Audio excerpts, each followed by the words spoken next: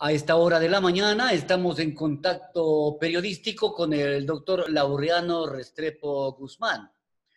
Él ha hecho un seguimiento a esta epidemia del coronavirus y pues desde su residencia en la capital de la República y sus análisis, pues nos va a comentar cómo estás viendo, Laureano, a este tiempo del partido. Ya me he pasado la mitad del mes de junio, a los 3 meses y piquito, del aislamiento nomás, el comportamiento en el Ecuador, si tú tienes a bien, y si no, mejor centrarnos en Pastaza del coronavirus. Te saludamos desde la Amazonía, mucho gusto. ¿Cómo estás, Salomón? Es un gusto nuevamente a través de tu valiosa emisora poderme dirigir a la ciudadanía de Pastaza. Yo creo que es importante el análisis a nivel nacional.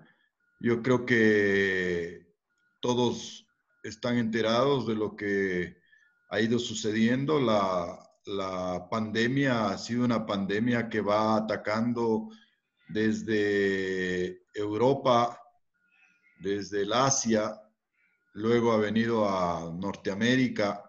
Luego de Norteamérica vemos que los focos más importantes están en Latinoamérica y fundamentalmente hoy hablamos de Brasil, hablamos de Perú, que tiene más o menos 120,000 casos, hablamos de Chile, que tuvieron que dar marcha atrás, y hablamos de Ecuador, que por un lado podemos decir somos tres países diferentes en uno mismo, y eso lo sabemos todos.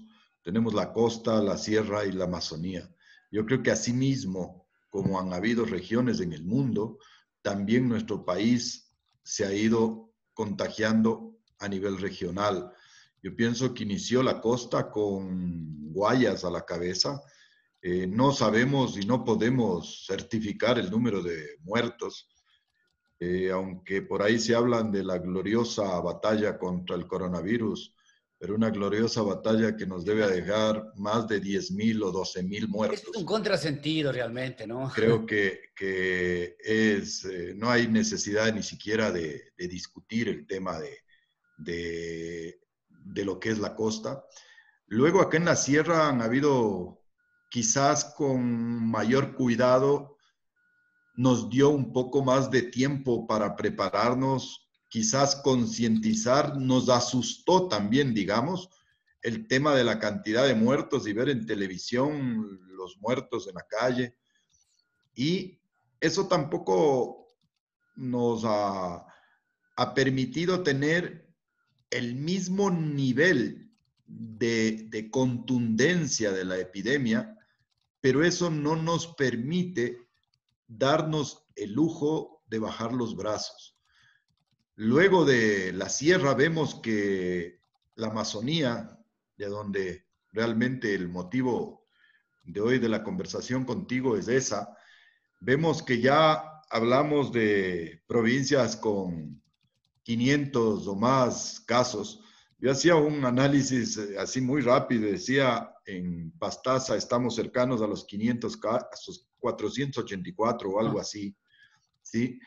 Aunque luego podemos hablar de las cifras, cuáles son las verdaderas y cuáles son las... O sea, todas las cifras son verdaderas dependiendo de quién lo diga, pero las cifras que son estadísticamente establecidas son las únicas cifras que nos entrega el Ministerio de Salud Pública. Esas son las cifras que oficialmente debemos aceptarlas, ¿no es cierto? Esas son las que debemos aceptarlas y son además, son las cifras que están a nivel mundial. Ya. O sea, los organismos mundiales te exigen que tengas un nivel de cifras, primero solamente con un tipo de pruebas, que ya vamos a topar ese tema. Yo quisiera terminar solamente el análisis de que hoy la Amazonía, estamos hablando de que Sucumbíos, Pastaza, Napo, estamos las tres provincias, Orellana con 4, quizás las más afectadas este rato, aunque fuimos las últimas. Recuerden ustedes que la población decía, cerremos la carretera. no dejemos de entrar a nadie. Para nosotros es fácil, cerramos uno de los túneles y no entra nadie a Pastaza. Pero el virus no se transmite por carros, no se transmite por el aire. El virus se transmite por las personas. Y las personas son las que llegan. Son familiares, son amigos, son gente que va a hacer comercio. Esa es la realidad.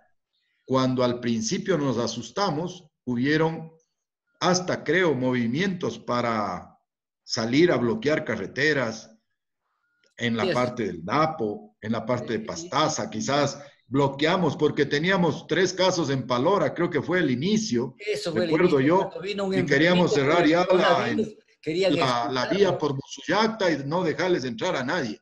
Cuando hoy nos damos cuenta que los que más casos tenemos, quizás somos los de la provincia de Pastaza, son la provincia de Napo, que hasta el último estuvo en 0, eran los ganadores supuestos de que no tener casos, hoy prácticamente tienen los mismos casos que nosotros, o si no nos están pasando. Pero esa es la realidad. ¿Quién puede tener la solución? Nadie. La solución está en nosotros, absolutamente en la persona. Y eso significa también el semáforo amarillo, por ejemplo, ¿no? Eso dicen, ahora ya no es responsabilidad mucho de la autoridad, sino cada ciudadano deberá guardar distancia, deberá usar mascarillas, deberá lavarse las manos cada rato, en fin, guardar toda la normativa para poder salvarse de esta posible contaminación.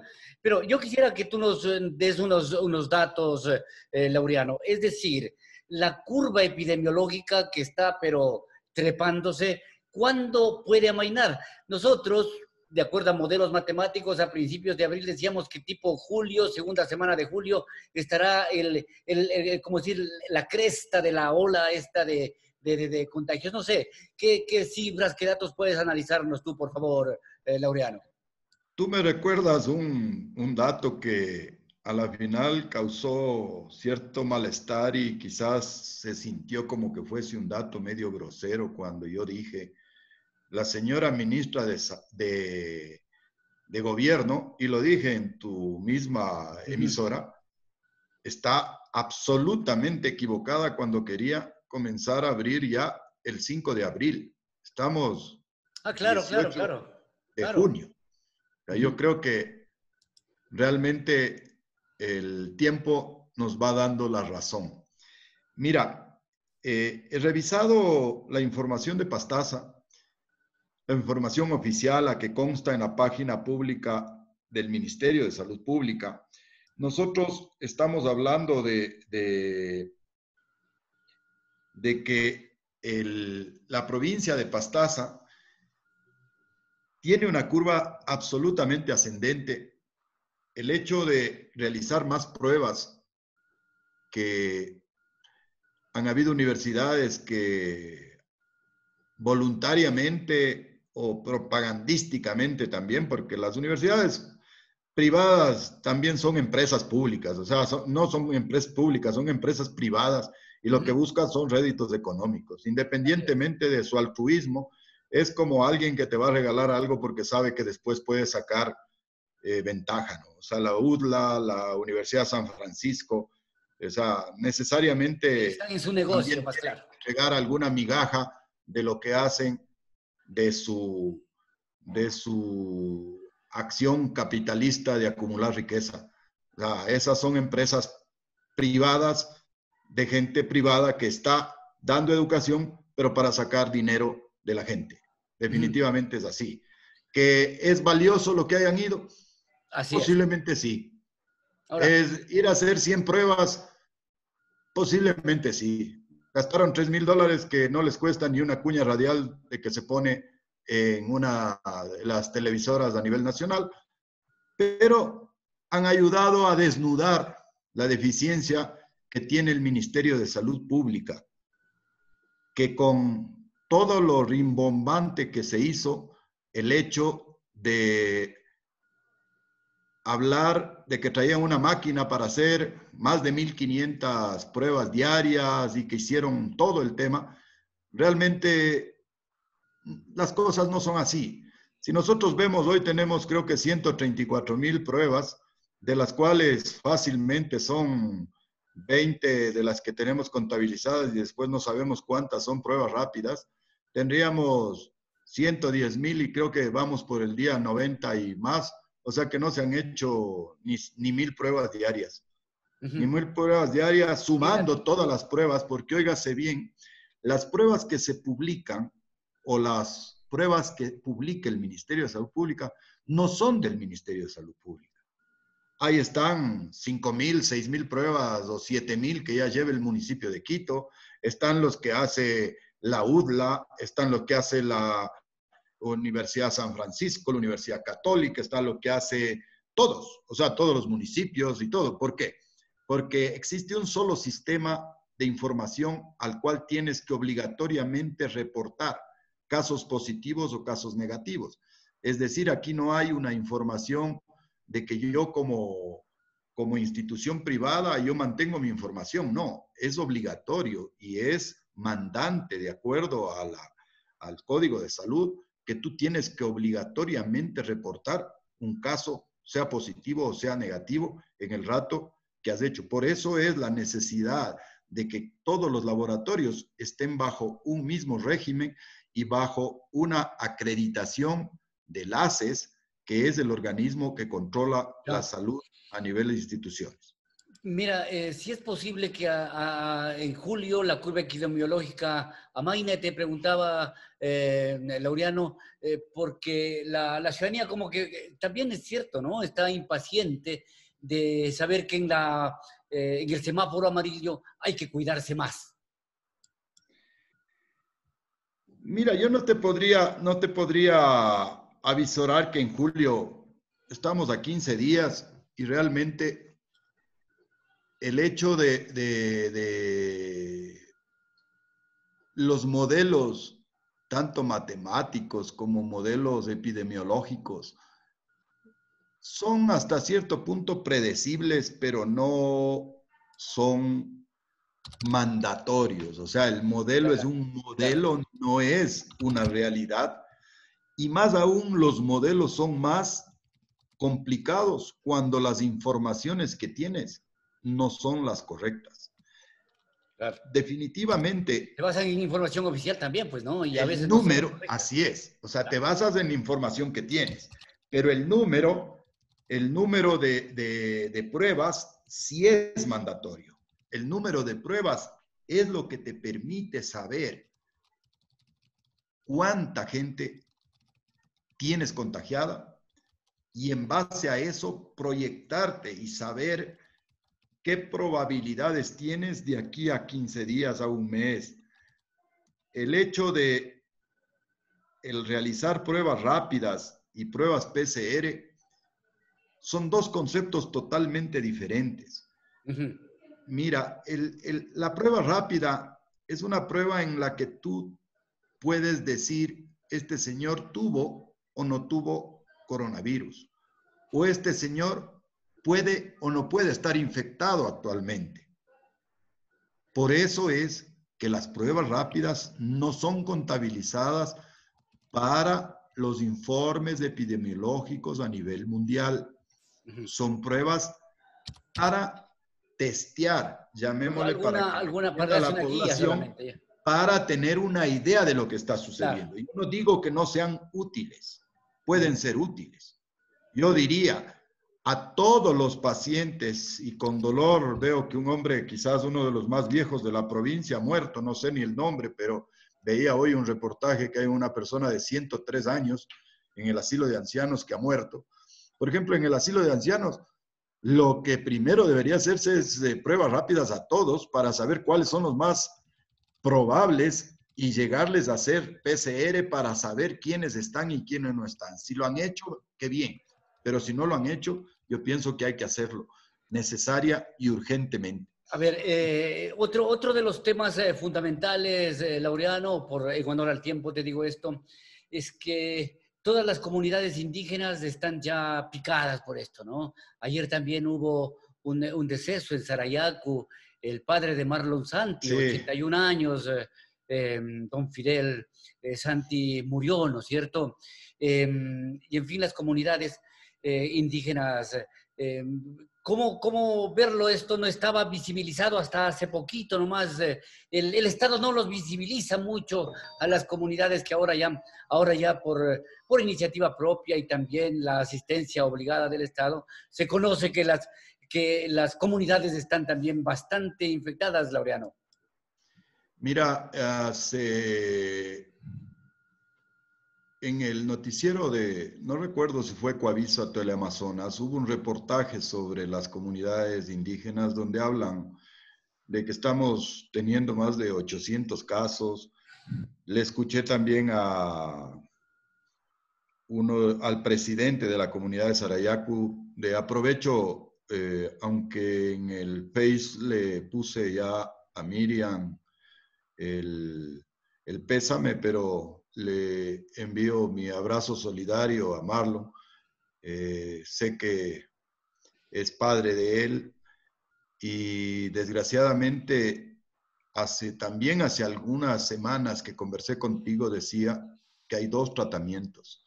El uno que es el tratamiento para la población, llamémosla colona o llamémoslo mestiza, ¿sí? Y otro tratamiento para lo que son comunidades del interior. Miren, si no hay posibilidades en el Puyo, desgraciadamente, ¿qué podemos esperar de una comunidad indígena donde en el mejor de los casos tenemos a un médico rural con un tensiómetro, un fonendoscopio y quizás material de sutura o alguna situación parecida? No existen hospitales, no existe posibilidad de sobrevivir. O sea, realmente es una condena de muerte.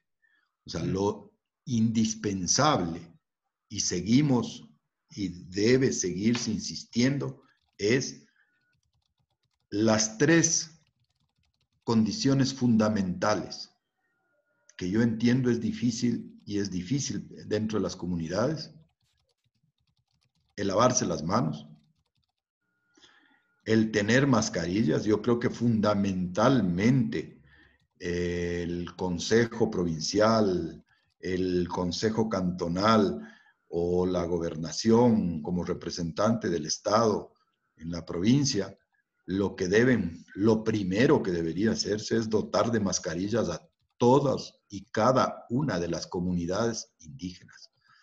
Desgraciadamente, las condiciones conocemos porque hemos vivido adentro también y hemos estado en las comunidades. Uno toma del mismo pilche o del mismo mocagua o del mismo mate, toma la misma chicha y ese definitivamente es un medio de contaminación tremendamente alto. Pero volviendo al tema, yo creo que hay una esperanza de que en Pastaza se comience quizás a tener un poquito más de atención de parte del gobierno central. El director o coordinador zonal 3 es una persona a quien conozco, quien trabajó conmigo en el Ministerio de Salud Pública. Él era mi director de hospitales, él es ahora el director zonal. O sea, yo pienso que voy a hablar también con él, que exista una posibilidad de mejor atención a la provincia. Veo también que el hospital está colapsado. Hablamos también del hospital. Habíamos dicho que del hospital había que definir qué hospital iba a ser COVID y que no. Este rato colapsado el Hospital Puyo, cerradas sus 7 camas de UCI. No hay UCI en Ambato, no hay UCI en La Tacunga, no hay UCI aquí en Quito. Imagínense, cada uno es una sentencia definitivamente de supervivencia. O sea, cada caso grave sea más bien dejarle en manos de Dios. Claro, yo creo que fundamentalmente el tema es la fortaleza del ser humano. O sea, definitivamente habrá casos que no se llegue a lo que ha sucedido en Italia, en España, que está sucediendo ya aquí en Quito y por conocimiento, te digo, personal, por gente a la cual conozco y trabaja en terapia intensiva, aquí en Quito también ya se está haciendo cierta selección de pacientes para que sean o no sean ventilados o intubados, y los que tienen menos probabilidades sean los que desgraciadamente nos abandonen de este sitio de la tierra. Qué tenaz, ¿no? Tenaz es la cuestión. Aquí, ¿cómo están las estadísticas? Quisiera como último dato que nos brindes las estadísticas a nivel de, no sé si de cantones, de parroquias, las más significativas. Laureano, tú tienes esos datos seguramente, y pues sería de mucha Sí. utilidad que la Amazonía, que la Si provincia de me Pastaza dejas especialmente conozca. un segundo, Sí, sigue por favor. Salomón, en la tabla dinámica que tenemos, y eso yo quiero pedirle a la gente de prensa, a la gente que toma decisiones. Existen informaciones que son libres y que podemos nosotros utilizar. O sea, no nos dejemos solamente convencer del tema mediático porque sí. Vamos a las fuentes, vamos a ver qué es lo que está pasando en cada una de las parroquias, porque también la información que nos dan es una información que no sé, o sea, el rumor es más dañino que la verdad, Así es. siempre. Siempre, siempre. Y yo pienso que por eso es importante, por eso es importante mostrar la verdad a la ciudad, mostrar la verdad a la provincia. Hablábamos de que en el país hablamos ya de 6.700 fallecidos. Está cargándose la página y desgraciadamente como esta es una página en la cual están también los datos por cantón, por parroquia. Demora un poquito, Salomón, Claro, ahí le esperamos pero ese poquito. esperemos Laureano, claro que sí. que sea un poquito y podamos ingresar a lo que es Pastaza, porque es importante, ya tengo Pastaza, A ver, ¿sí? vamos ahí. Lo que está oficialmente, Salomón, oficialmente confirmados hay 462 casos. Esto significa oficialmente solamente con casos PCR también. PCR. Ya. La única prueba validada y que permite que te digan si eres positivo o eres negativo a nivel mundial es la prueba PCR. Ya. Estamos hablando de 238 hombres, 224 mujeres, siempre hay un poquito más en los hombres. Se han descartado 292 y tenemos fallecidos 11. Esa es la cifra global. ¿Cómo podemos ir desagregando? Podemos desagregar por cantones primero. En cantones, se volvió a la página. Esperemos un segundito. Ya, unos ¿sí? segundos más le esperamos para Sí, que la cifra. esperemos unos segundos más. Desgraciadamente es una página que la usa mucha gente, y nosotros tenemos tenemos provincia, pero lo que yo les puedo adelantar hasta que se cargue un poco la página es que si bien a nosotros nos reportan 9 fallecidos, ¿sí? Estamos hablando de que a nivel de la página del Ministerio de Salud Pública están reportando 11.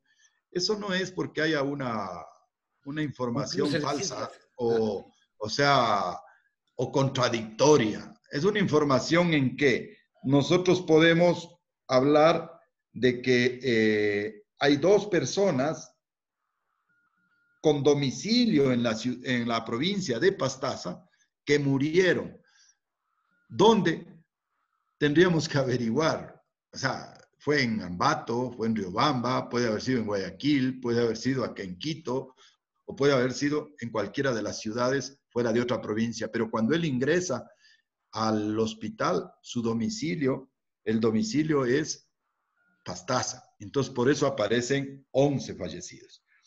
Te voy a dar datos de Pastaza. Tenemos 305 reportes de confirmados y fallecidos tenemos 7.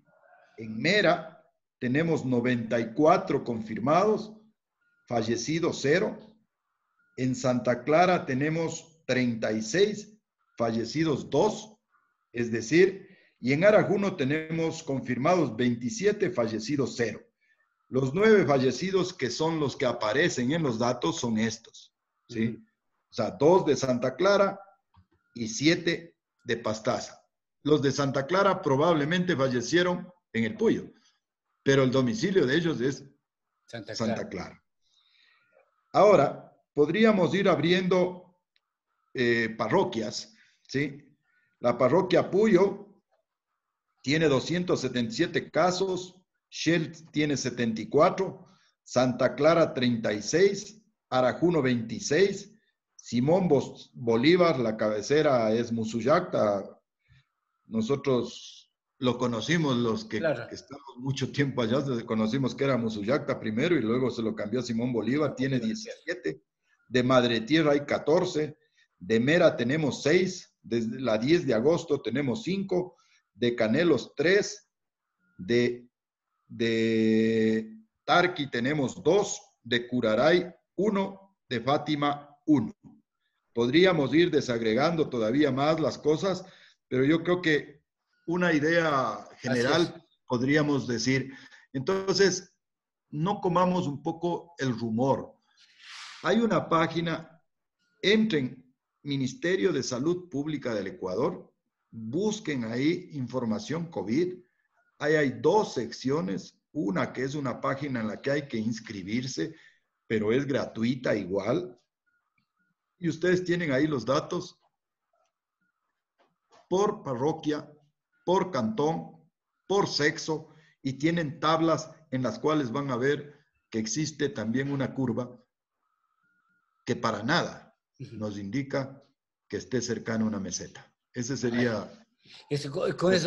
Mira con lo que nos vienes a concluir, Laureano, con que para nada nos indican que la cosa está por terminar, ¿no es cierto? Es que eso es lo que muestra, eso es lo que muestran los datos reales en el Ministerio de Salud Pública. No sé si puedo mostrarte un poco. Esta es la curva, ¿sí? Sí se ve. Esta es la curva. Ya. ¿Sí? Y podrías tú revisar el día que quieras, entrar y ver, y vas mirando con fechas cómo va subiendo esa curva, y cada vez que hagamos más muestras, vamos a tener más casos. Ay, qué cosas. La recomendación de semáforo amarillo es... Antes de despedirnos, el semáforo amarillo, para mí, es más peligroso que nos pasemos el semáforo amarillo, porque en tránsito sabemos que eso nos puede costar la vida. Acá, igual, si no hacemos conciencia, cada uno de los ciudadanos de la provincia de Pastaza, que el semáforo amarillo necesariamente tiene que uno cuidarse, lavarse las manos, mascarilla y distanciamiento social. No significa visita a familias, no significa... Leía con pena el tema de los ancianitos de ahí del ancianato, y que ya están en discusión quién es el culpable y todo esto, porque han hecho una fiesta por Día de la Madre. Quizás mañana o pasado se les ocurra por el Día del Padre, porque también debe haber viejitos que tuvieron hijos y se mueran otros más. Miren, hay que cuidarse. La única forma, aislamiento, lavado de manos y mascarilla.